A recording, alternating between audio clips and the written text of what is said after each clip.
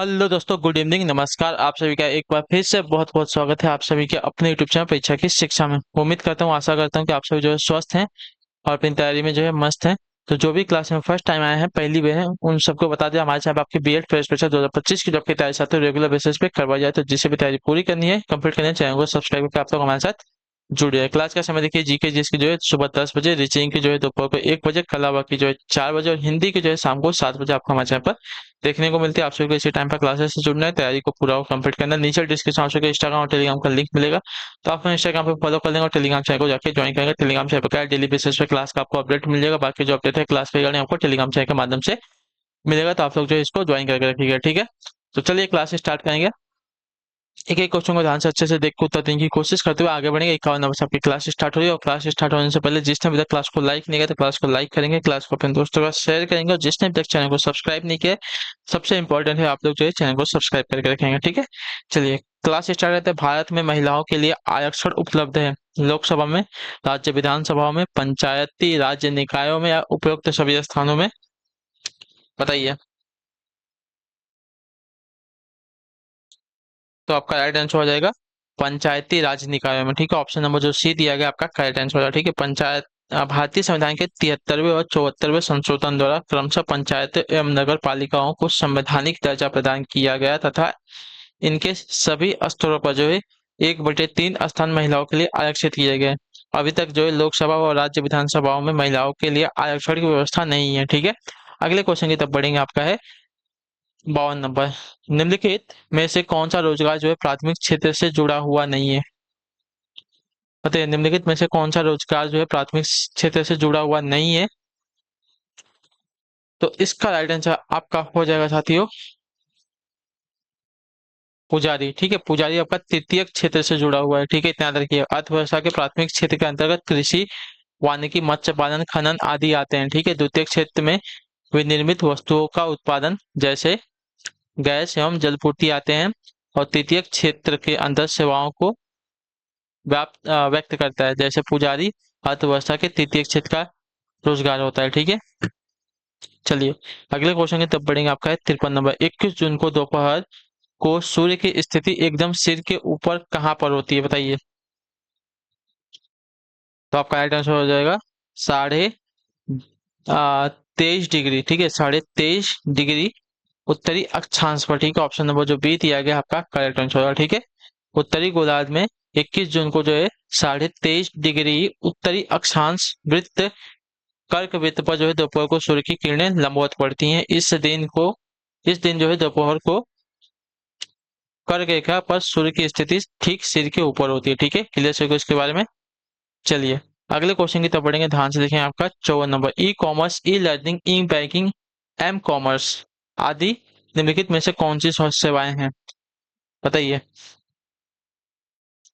तो ये सभी के सभी आपकी ई सेवाएं हैं, ठीक है। तो ऑप्शन नंबर जो डी दिया गया आपका राइट आंसर हो जाएगा इंटरनेट सेवाएं, ठीक है। ई commerce, e learning, e banking, m commerce आदि इंटरनेट आधारित सेवाएं हैं, जिन्हें ई सर्विस कहते हैं। Email, multimedia, display, chatting, video conferencing आदि अन्य जो है प्रमुख ई सेवाएं हैं, ठीक है। क्लियर सभी को इसके बारे में? चलिए अगले क्वेश्चन की तरफ बढ़ेंगे। ध्यान से देखें। 55 नंबर बताने की कोशिश करेंगे। दो या अधिक देशों के मध्य होने वाले व्यापार को बताने के लिए निम्नलिखित में से कौन सी शब्दावली प्रयुक्त होती है? बताइए। दो या अधिक देशों के मध्य होने वाले व्यापार को बताने के लिए निम्नलिखित में से कौन सी शब्दावली प्रयुक्त होती है? तो इसका राइट आंसर आपका हो जाएगा साथियों अंतरराष्ट्रीय व्यापार, ठीक है। ऑप्शन नंबर जो सी दिया गया आपका राइट आंसर होगा, ठीक है। दो या अधिक देशों के मध्य होने वाले व्यापार को जो है अंतरराष्ट्रीय व्यापार कहते हैं। वैश्विक स्तर पर जो है अंतरराष्ट्रीय व्यापार का विनिमय विश्व व्यापार संगठन WTO द्वारा किया जाता है, ठीक है। अगले क्वेश्चन की तरफ बढ़ेंगे। आपका है 56 नंबर। ध्यान से देखिएगा। निम्नलिखित सूचियों का उचित मिलान कीजिए, ठीक है। निम्नलिखित सूचियों तो उचित मिलान के सूची 1, सूची 2 दिया गया है। भारत का संघ भारत के संघ का मिलान राष्ट्रपति से हो जाएगा। ग्राम पंचायत का मुखिया कौन होता है? तो ग्राम पंचायत का मुखिया आपका सरपंच होता है, ठीक है। नगर निगम का कौन होता है? तो नगर निगम का आपका महापौर यानी कि मेयर होता है, ठीक है, जो मेन होता है। और राज्य का मेन आपका राज्यपाल होता है, ठीक है। क्लियर सभी को? तो बी डी ए सी आपका मिलान, बी डी ए सी आपका मिलान हो जाएगा। ठीक है, क्लियर है। चलिए,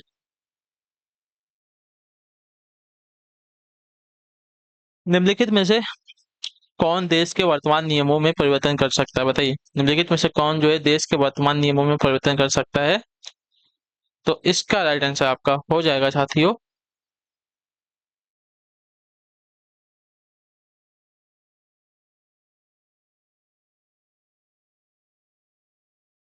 संसद। ठीक है, ऑप्शन नंबर जो डी दिएगा आपका राइट आंसर होगा। ठीक है, क्लियर से को। भारतीय संविधान का अनुच्छेद 368 के तहत संसद को जो है संविधान एवं इसकी व्यवस्था में संशोधन करने की शक्ति प्रदान की गई है। संविधान के संशोधन का प्रारंभ जो है संसद के किसी भी सदन में विधेयक प्रस्तुत करके किया जा सकता है। ठीक है, क्लियर सभी को। चलिए, अगले क्वेश्चन की तरफ बढ़ेंगे। आपका है 58 नंबर। रोजगार के अवसरों की कमी की सबसे सही व्याख्या क्या, बताइए। रोजगार के अवसरों की कमी की सबसे सही व्याख्या क्या है? तो इसका राइट आंसर आपका हो जाएगा साथियों, 1 मिनट। अच्छा, श्रमिक जितना कार्य करने में सक्षम है उससे कम काम करता है, इसकी वजह से। ठीक है, तो ऑप्शन नंबर जो दिया गया है बी वाला विकल्प आपका राइट आंसर। रोजगार के अवसरों की कमी की सबसे सही व्याख्या है कि श्रमिक जितना कार्य करने में सक्षम है उससे कम काम कर रहा हो। ठीक है, इसके वजह से। चलिए, अगले क्वेश्चन की तरफ बढ़ेंगे। आपका है 59 नंबर। ध्यान से देखिए, निम्नलिखित में से भारत का कौन सा राज्य जो है जूट यानी कि पटसन निर्मित वस्तुओं का अधिकतम निर्यात करता है?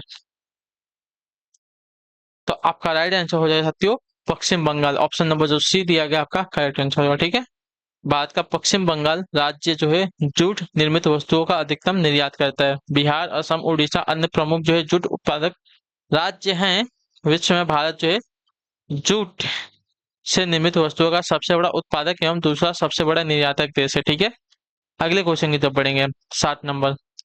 पूछा गया आपका भूदान आंदोलन के प्रवर्तक किन्हें माना जाता है, बताइए। भूदान आंदोलन के प्रवर्तक निम्नलिखित में से किससे माना जाता है? तो आचार्य विनोबा भावे को। ऑप्शन नंबर डी आपका जो दिया गया आपका राइट आंसर होगा। ठीक है, क्लियर है। चलिए, अगला आपका 61 भारत में पहली रेलगाड़ी किस वर्ष में और किन दो स्टेशनों के बीच जो है चलाई गई थी? मैंने इसके बारे में आज की सुबह वाली क्लास में कराया था। ठीक है, तो देखिए 1853 में मुंबई से थाने के मध्य चलाई गई थी। ठीक है, ऑप्शन नंबर जो सी दिया गया आपका राइट आंसर। भारत में पहली रेलगाड़ी जो है लॉर्ड डलहौजी के कार्यकाल में 1853 ईस्वी में बम्बई से थाने के मध्य जो है चलाई गई थी। और दूसरी जो थी 1854 में, 1854 या 56 में रानी कलकत्ता से रानीगंज के बीच में, ठीक है, चलाई गई थी शायद। चलिए, अगले क्वेश्चन की तरफ बढ़ेंगे। आपका 62 नंबर। निम्नलिखित में से किस राज्य में जो है काली मृदा यानी कि मिट्टी पाई जाती है? निम्नलिखित में से किस राज्य में काली मिट्टी पाई जाती है? तो इसका राइट आंसर आपका हो जाएगा साथियों काली मिट्टी दक्कन के पठार में अधिकतर भाग पर जो है पाई जाती है। ठीक है, यह गुजरात तथा महाराष्ट्र के मुख्य रूप में पाई जाती है। तो आपका राइट आंसर यहाँ पे गुजरात हो जाएगा। ठीक है, दक्कन का पठार आपका गुजरात में ही आता है। तो ऑप्शन नंबर सी आपका करेक्ट आंसर होगा। ठीक, क्लियर है इसके बारे में। चलिए, इस मृदा को जो है रेगुड़ तथा कपास वाली काली मिट्टी भी कहा जाता है। ठीक है, इस मृदा में चूना, लोहा, मैग्नीशियम, एल्युमिनियम तथा पोटास की काफी मात्रा पाई जाती है, परंतु इसमें फास्फोरस, नाइट्रोजन और जैव पदार्थों की कमी होती है। ठीक है, अगले क्वेश्चन की तरफ बढ़ेंगे। आपका है 63 निम्नलिखित में पुनः पूर्ति योग्य संसाधन कौन सा है, कौन सा, बताइए।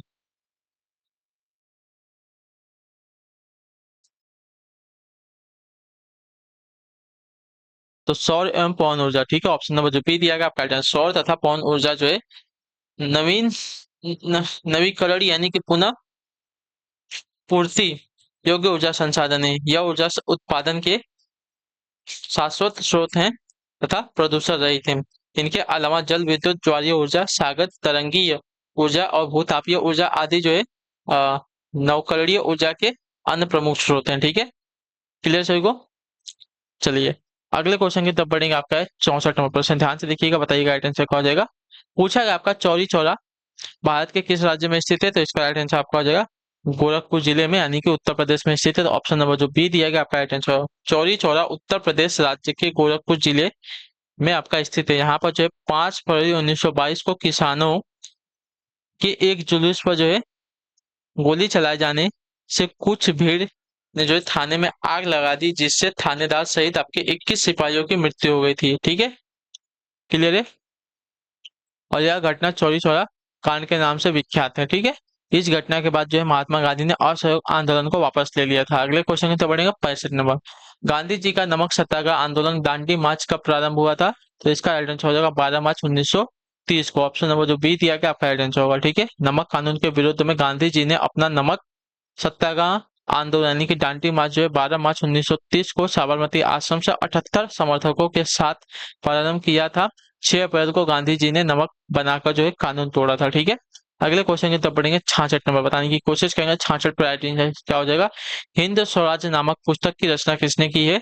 तो इसका राइट आंसर आपका हो जाएगा साथियों option number C, Mohan Mohandas Karamchand Gandhi. ठीक है, तो ऑप्शन नंबर सी आपका राइट आंसर। हिंद स्वराज नामक पुस्तक की रचना की मोहनदास करमचंद गांधी ने की है। अगला आपका 67 नंबर, 67 नंबर। अमृतसर में जलियांवाला बाग कुख्यात जन संग्रह किस दिन घटित हुआ था? तो इसका राइट आंसर हो जाएगा साथियों 13 अप्रैल 1919 को। ऑप्शन नंबर जो बी दिया गया आपका राइट आंसर होगा। ठीक है, क्लियर है। अमृतसर में जलियांवाला बाग हत्याकांड बैसाखी के दिन 13 अप्रैल 1919 को हुआ था। ठीक है, इस दिन यहाँ पर जो है डॉक्टर सत्यपाल और सैफुद्दीन किचलू की गिरफ्तारी के विरोध में हो रही जनसभा पर जनरल डायर ने अंधाधुंध गोलियां चलवाई, जिसमें सरकारी रिपोर्ट के अनुसार 379 लोग मारे गए थे तथा कांग्रेस समिति के रिपोर्ट के अनुसार वहां पे 500 से 1000 लोग जो है मारे गए थे। ठीक है, क्लियर है। चलिए अगले क्वेश्चन की तरफ पढ़ेंगे, आपका है 78 नंबर। योग दर्शन के प्रवर्तक कौन थे? तो आपका राइट आंसर साथियों महर्षि पतंजलि। ऑप्शन नंबर जो सी दिया गया आपका राइट। योग दर्शन के प्रवर्तक जो है महर्षि पतंजलि थे। इस दर्शन का आधारभूत ग्रंथ जो है महर्षि पतंजलि रचित योग सूत्र है। इसके अंतर्गत योग के 8 अंग हैं, यम, नियम, आसन, प्रत्याहार, प्राणायाम, धारणा, ध्यान तथा समाधि। ठीक है, अगला क्वेश्चन आपका है 79 नंबर। किस तारीख को जो है पृथ्वी की स्थिति सूर्य के सबसे पास होती है? बताइए। तो आपका राइट आंसर हो जाएगा साथियों 3 जनवरी को। ऑप्शन नंबर जो बी दिया गया आपका 3 जनवरी को पृथ्वी सूर्य के सबसे नजदीक होती है। इसे उपसौर कहते हैं। ठीक है, इसे क्या कहते हैं? उपसौर कहते हैं। क्लियर। और 4 जुलाई को पृथ्वी जो है सूर्य से सबसे अधिक दूरी पर होती है, जिसे अपसौर कहते हैं। ठीक है, 4 जुलाई को अपसौर होता है, जिसमें क्या होता है पृथ्वी जो है सूर्य से सबसे अधिक दूरी पर होती है। चलिए अगले क्वेश्चन की तरफ पढ़ेंगे, 70 नंबर। भूकंप की निम्नलिखित में से कौन सी तरंगे जो है सबसे ज्यादा विनाशक होती हैं? तो आपका राइट आंसर यहाँ पे हो जाएगा साथियों सरफेस तरंगे यानी कि सतही तरंगे। ऑप्शन नंबर जो दिया गया है बी वाला ऑप्शन आपका राइट आंसर होगा। ठीक है, क्लियर होगा इसके बारे में। भूकंप की सतही तरंगे यानी कि सरफेस तरंगे, सरफेस वेव्स सर्वाधिक विनाशक होती हैं। ठीक है, इस इन तरंगों की लंबाई तरंग इन तरंगों को लंबी तरंग भी कहते हैं तथा ये कम आवृत्ति वाली दीर्घ तरंगदैर्ध्य को मानी जाती हैं। इनका निरूपित कंपन अधिक केंद्र के निकट होता है। ठीक है, चलिए अगले क्वेश्चन की तरफ बढ़ेंगे, 71 नंबर। ध्यान से देखिएगा, बताइएगा राइट आंसर का हो जाएगा। सामान्यतः लोकसभा की बैठक में रिक्त स्थान के दौरान प्रश्न पूछे जाते हैं और इस अवधि को जो है प्रश्नकाल कहते हैं। कब कब पूछे जाते हैं? तो आपका राइट आंसर यहाँ पे हो जाएगा साथियों पहले घंटे के दौरान। ठीक है, ऑप्शन नंबर जो ए दिया गया है आपका करेक्ट आंसर हो जाएगा। ठीक है, क्लियर हो गया इसके बारे में। चलिए सामान्यतः लोकसभा की बैठक में पहले घंटे के दौरान प्रश्न पूछे जाते हैं और इस अवधि को जो है संसदीय भाषा में प्रश्नकाल कहा जाता है। प्रश्नकाल के दौरान जो है सदस्यों को सरकार के कार्यों पर आलोचना प्रत्यालोचन का जो है समय मिलता है। ठीक है, चलिए अगला क्वेश्चन आपका है 72 नंबर। ध्यान से देख कर उत्तर दीजिएगा। पूछा गया निम्नलिखित में से कौन सा वक्तव्य जो है अधिदिष्ट मुद्रा के बारे में सत्य? बताइए, निम्नलिखित में से कौन सा वक्तव्य जो है अधिदिष्ट मुद्रा के बारे में सत्य है? तो अधिदिष्ट मुद्रा का कोई आंतरिक मूल्य नहीं होता है। ठीक है, इसका कोई जो है आंतरिक मूल्य नहीं है। तो ऑप्शन नंबर जो बी दिया गया गाइडेंस है, इस प्रकार की मुद्रा जो है देश की सरकारें पेपर नोट्स के रूप में जो है निकालती है तथा लोग उससे लेन देन करते हैं। ठीक है, चलिए अगले क्वेश्चन की तरफ बढ़ेंगे। आपका है 73 नंबर। राज्य में जिला न्यायाधीशों की नियुक्ति कौन करता है? तो इसका राइट आंसर आपका हो जाएगा साथियों राज्यपाल। ठीक है, राज्य में जिला न्यायाधीशों की नियुक्ति जो है राज्यपाल करते हैं, जबकि उच्च न्यायालयों के न्यायाधीशों की नियुक्ति आपका राष्ट्रपति करता है। ठीक है, राज्यपाल अपने राज्य की सभी विश्वविद्यालयों के कुलाधिपति भी ये होते हैं। ठीक है, संविधान के अनुच्छेद 155 के अनुसार राज्यपाल की नियुक्ति जो है राष्ट्रपति के द्वारा प्रधानमंत्री की सलाह पर की जाती है। ठीक है, अगला आपका है 74वां प्रश्न। ठीक है, ध्यान से देखकर उत्तर दीजिएगा। निम्नलिखित में से कौन सा विषय जो समवर्ती सूची के अंतर्गत आता है?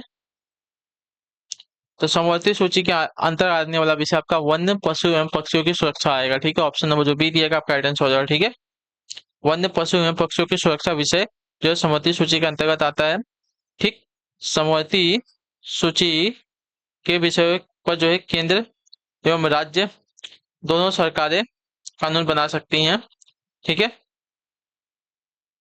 परंतु कानून के विषय समान होने पर जो है केंद्र का जो द्वारा बनाया गया जो कानून होगा